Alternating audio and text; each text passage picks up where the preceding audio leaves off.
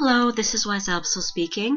Tonight I am recording the first chapter of MissAnnThropic's Vox Corporis because I said I would do a bunch of read-throughs of different things people had selected, and this is what I decided to start with.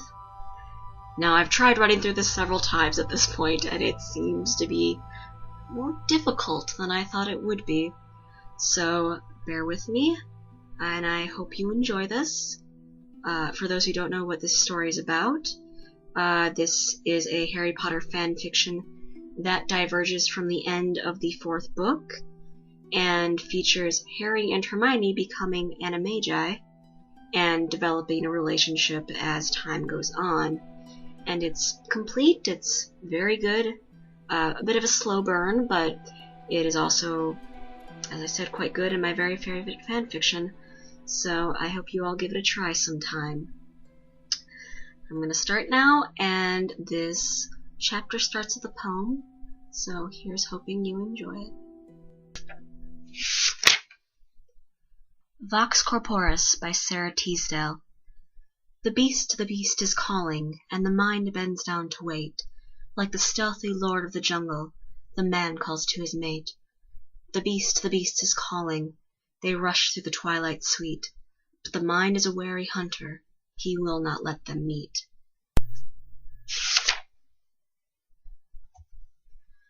Things were in a state of near total chaos in Madame Moody's office. Apparently, discovering an escaped prisoner of Azkaban and loyal servant to Lord Voldemort, who had gone through a recent rebirth, in their midst, assisting the real Moody, who'd been trapped in a chest for months without reprieve, handling the death of a Hogwarts student, juggling the visiting schools and officials for the Triwizard Tournament, and intercepting and placing a suddenly nosy Minister of Magic was enough for anyone to get lost in the shuffle, even a boy like Harry Potter. After Crouch Jr. had been unmasked for the impostor he was, Dumbledore had herded Harry to the anteroom of the office when the Minister of Magic had caught up to the Hogwarts head wizard and demanded to know why a young boy's body was being transported home for burial. Dumbledore had gently led Harry aside and, with a pat on the arm, left him there to attend to the unpleasantries of a student death, mostly out of earshot of the traumatized boy. Tending to a few details had become entanglement in 1001 knots, and everybody was so busy and confused that no one noticed eerily quiet Harry on the outskirts. Harry watched the heads of magic, both in the Ministry and at Hogwarts, pass in and out of his line of sight. They moved hurriedly, but with a strange flatness. They were like puppets or paper dolls, insubstantial and somehow unreal. They moved and talked and gesticulated and congregated, but Harry only saw the vague blurs of human shapes. It was like he wasn't wearing his glasses. He couldn't focus on any one person. He just let them flow in and out of his sight. No effort to catch on and hold on to a single subject, no attention to the shapes or faces. Just images, flowing past, coming in, vanishing. His arm hurt. The lancing pain had given way to a throbbing, fiery sensation. He knew his arm hurt, part of him felt it, but even his own injury seemed disconnected.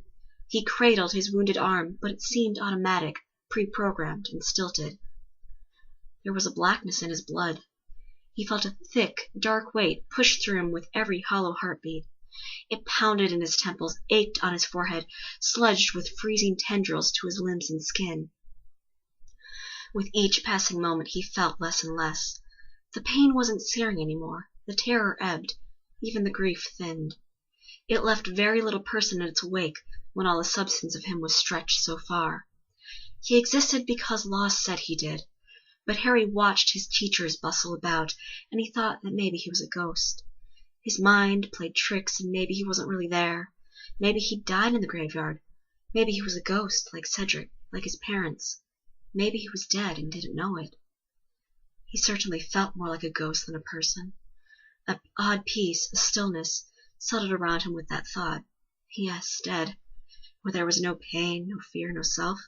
He could be that. Maybe he'd disappear at any moment. No one seemed to see him. He could be dead. He should be floating. but for the thick evil in his blood, bound to a demon and thrumming with a darkness he didn't own. It was in him like a disease, a possession, black, thick, and oily instead of smooth, watery red. He would be a ghost but for that heaviness in his veins. Death was cold. He was certainly that. One of the few sensations that did register, a sense that penetrated his non-existence to hint of physical form, was cold. The room got colder and colder as time trudged on. He couldn't move to ward it off. His body wouldn't let him find some place warm, but he felt it, like the icy air when Dementors swarmed. He shouldn't know that. He was just a boy with demon blood. Vaguely, distantly, he knew his body was trembling. It tightened painfully in his arm, made his insides ache and his brain pulse against his skull. But it wasn't enough for him to do anything about it. He wouldn't move for that. Couldn't. His blood roared in his ears, an increasing tempo of whoosh, whoosh, that grew louder, filled his senses, and then he heard nothing of the conversation flying around him. He saw lips moving, hands gesturing, but as for sound, comprehension, it was out of his grasp. They weren't making sense. They were on another plane, in a dream, hazy and illusionary. He thought he was colder. He thought his arm hurt. It was hard to think, but then, ghosts with evil blood didn't have to think. They were, and Harry only was, in his corner, invisible, unnoticed, and so cold. McGonigle stepped back from the ministry attendants as they finally came to collect Crouch Jr. She could not be far enough away from the man. He'd go to Azkaban where he belonged, and if there was any justice, he'd suffer the most hideous punishment for what he'd done.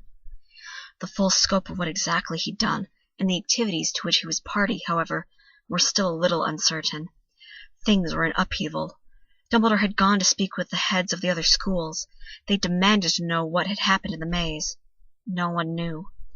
There were pieces, speculations, assumptions, but so much was still unknown. So very dreadful that a student had died, and Voldemort. If it were true, then Hogwarts was bound to see dark times ahead, especially with Harry. McGonigle quickly scanned the room, almost frantically, when she suddenly remembered the boy. Surely he'd been taken away from the center of all this ugliness, but she couldn't remember seeing anyone leave with him. She was aghast to see he was still in the room, standing unsteadily by a far wall. His clothes were in tatters, dirty and torn, and his skin was mottled with grime and blood.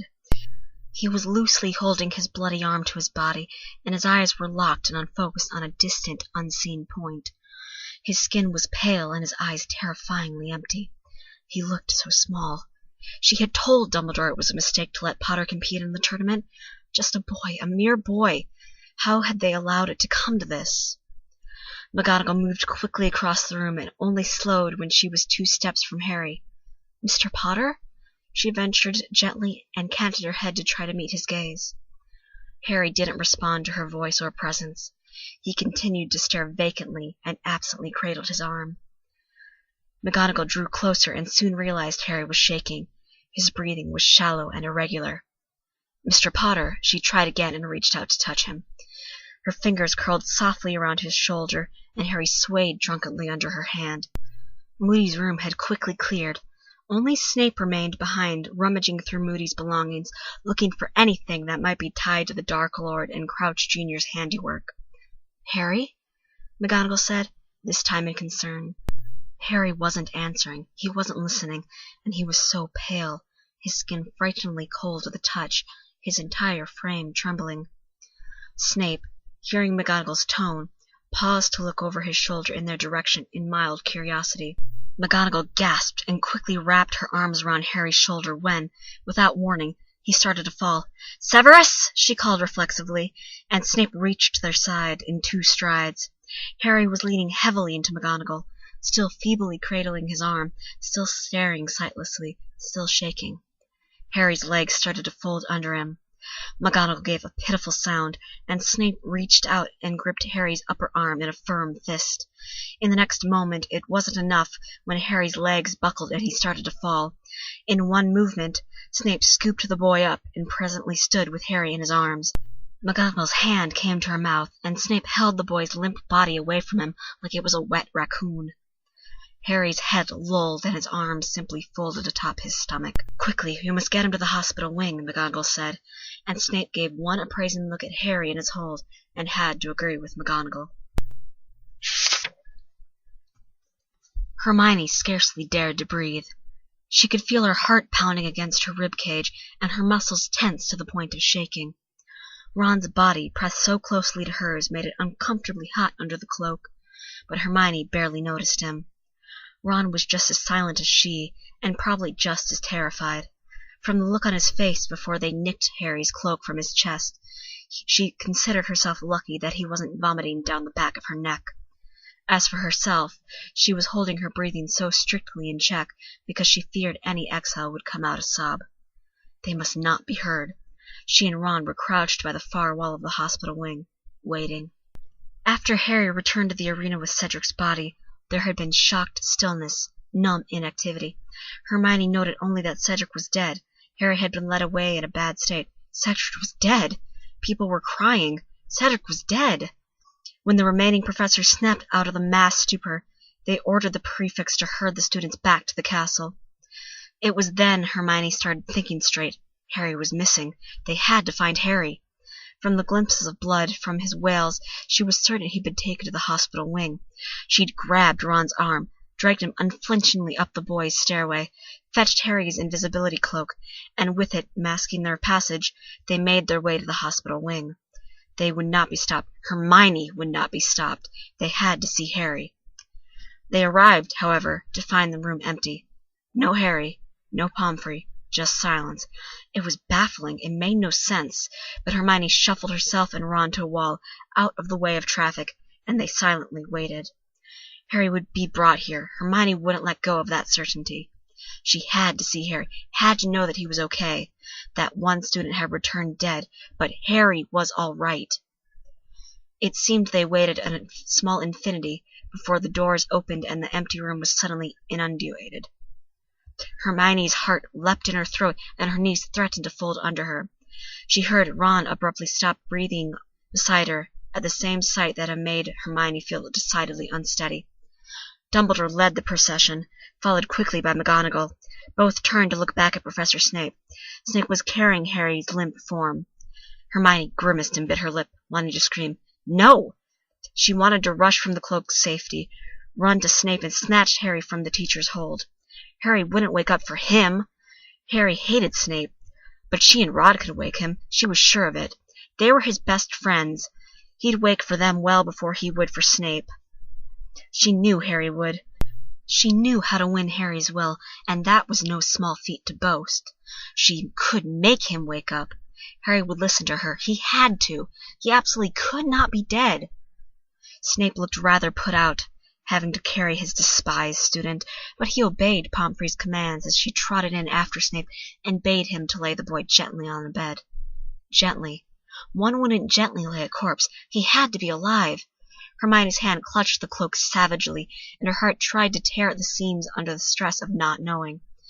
Harry was placed gently on a cot. He was completely unresponsive. His face was deathly pale under the dirt and blood. He didn't move at all of his own volition, lying limply where he was placed. Hermione could barely stop the screams lodged in the back of her throat. "Do something! Help him!" Snape retreated, and Pomfrey was at Harry's bedside immediately. She physically rolled Harry's head so she could pry back his eyelids, look at his gums, feel his pulse. Harry was like a coma patient, oblivious. Dumbledore watched worriedly, while McGonigle wrung her hands and chewed her nails like a schoolgirl, wondering if any boy would ask her to the dance. Being Hermione of only a few weeks ago, actually. Hermione was too sick with dread to find the humor in that. Pomfrey withdrew her wand and whispered an incantation over Harry's prone form. She gave a small flick of her wand. To Hermione's immeasurable relief, Harry's eyes snapped open. For a split second he merely stared, wide-eyed and unfocused. Then he panicked. Like a spooked cat, Harry leapt up the bed, away from Pomfrey. He hit the wall and gasped. "Harry," Dumbledore said slowly in his softest, most soothing tone.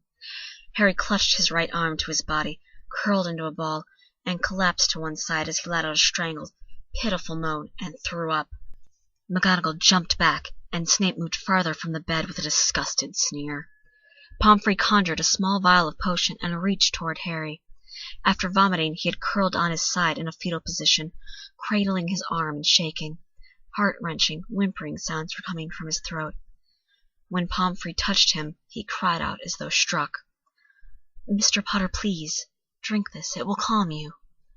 Harry tucked into a tighter ball and clenched his eyes shut, as though to blot out awareness of others' existence. "Mr. Potter," McGonigle pleaded. Dumbledore held up his hand to silence both women and walked over to Harry's cot. Without a care to the mess Harry had made, Dumbledore sat down on the edge of the bed, reached out a hand to Harry's head, and began petting his hair like one would a beloved dog. The old wizard's lips moved in silent words, but the effects were soon noticeable. Harry began to relax. He stopped shaking and crying, and eventually he was taking deep, ragged breaths. "That's a good boy," Dumbledore said, then held out his other hand for the potion. Pomfrey gave it to him, and Dumbledore leaned forward, closer to Harry, and said, "Now do take this, Harry. Better than lemon drops. It will help, I promise." Harry languidly rolled on his back and looked up at Dumbledore. He looked as though already in a drugged stupor, lulled and numbed by the headmaster's magical words. Dumbledore gave a small nod and smile, and brought the vial to Harry's lips. Harry obediently opened his mouth, and the potion was slowly poured in. Then everything stopped for 5 minutes. In that time, Harry visibly relaxed under the potion's effects. He started to react more normally to his surroundings, no longer behaving as though painfully gun-shy of every little movement and sound. Dumbledore eventually stopped patting Harry's hair, but he remained seated beside the boy. Harry finally blinked and asked in a cracked voice, "What happened?" Dumbledore patted Harry's arm softly. "Afraid to say you passed out. Completely understandable." Harry frowned, still a little confused. "I don't remember." Pomfrey was quick to dart back in now that her patient was no longer hysterical. "Nasty state of shock you were in, Mr. Potter. Now, let me see that arm of yours." Harry sat up carefully, eyed Pomfrey, then held out his wounded arm. He glanced down at the soiled bed and stammered, "I'm sorry." Dumbledore waved his hand deftly, and the mess disappeared. "Sorry about what, Harry?" Harry swallowed, but didn't answer. "We need you to tell us what happened about Voldemort." Hermione was silently crying by the time Harry gave a broken report of what had happened during the third task of the Triwizard Tournament. His recount was stilted and brief. Everyone in the room to a person knew it wasn't the full story, but by the end they knew enough. They knew the Dark Lord had returned. Ron's arm found its way to Hermione's waist, and at the end of Harry's hesitant tale, he was squeezing her so tight it hurt. Hermione couldn't speak to tell Ron to let up. McGonigle was holding a hand to her mouth. Snape was deep in troubled thoughts. Dumbledore looked personally afflicted, and Pomfrey was trying to focus only on her work without much success, if her croaks and gasps were any indication. After his abbreviated account, the blank expression Harry had held ever since drinking the calming potion began to change into a tense, pained look. He winced, grimaced, and finally pulled his arm away from Pomfrey to hunker down on the bed in a curled-up position, arms crossed over his stomach, his right one with care. "Harry?" Dumbledore asked in obvious concern. "It hurts," came Harry's reply in a thin voice. "Where?" Pomfrey queried, sounding a little surprised. Harry shivered, and his voice was harrowingly small. "Everywhere." Pomfrey looked to Dumbledore, consternated. That potion should have eased any pain for at least 3 hours. Snape, from his sentry position some paces away, said pointedly, "Anesthetic potions wouldn't hold with the after-effects of the cruciatus." Complete silence descended. Hermione's heart seemed to stop cold in her chest. No. Oh, please, no. Dumbledore's eyes turned down to Harry searchingly. Harry didn't speak, wouldn't even look at the teachers, only hunched his shoulders and knit his brow. His silence was answer enough. Pomfrey was the first to speak, infuriated. He wouldn't, to a boy? Of all the bloody, vicious, cruel, an unforgivable curse! The stout woman's face grew red.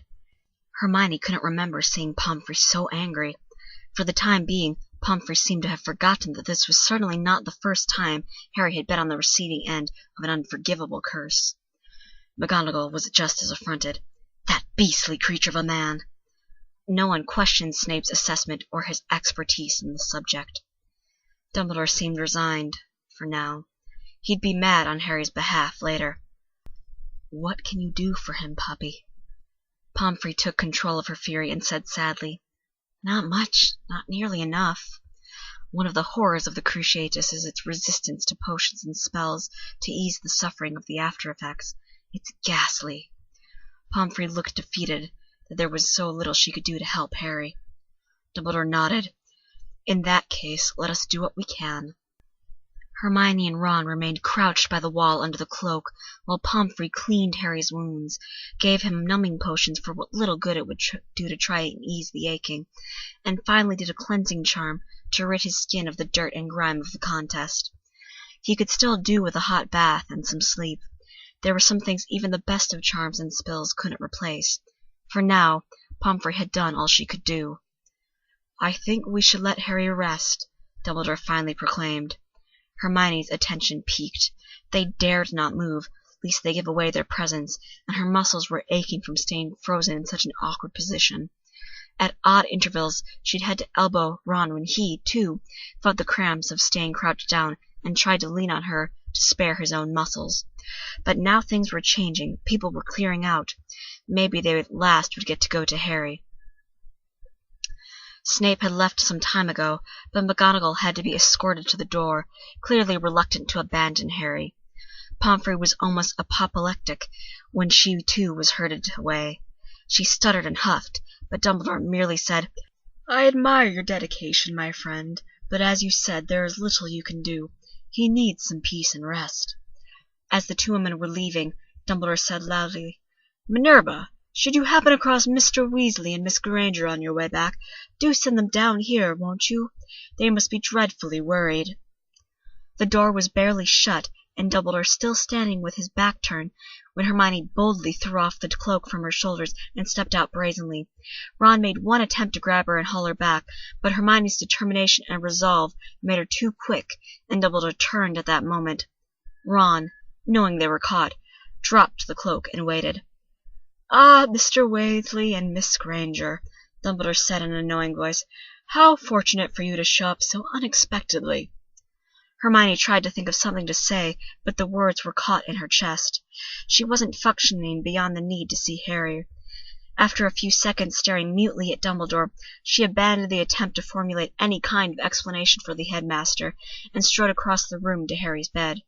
Ron was right behind her. He looked even worse up close. She could see the faint reminders of bruises and the faint red lines of cuts that had been healed closed. He was so pale. His face was lined with grimaces of pain, and he curled on his side, arms tucked close. He looked like he was bracing to be kicked, bent double to guard against blows. Harry, she said gently and sat down beside him.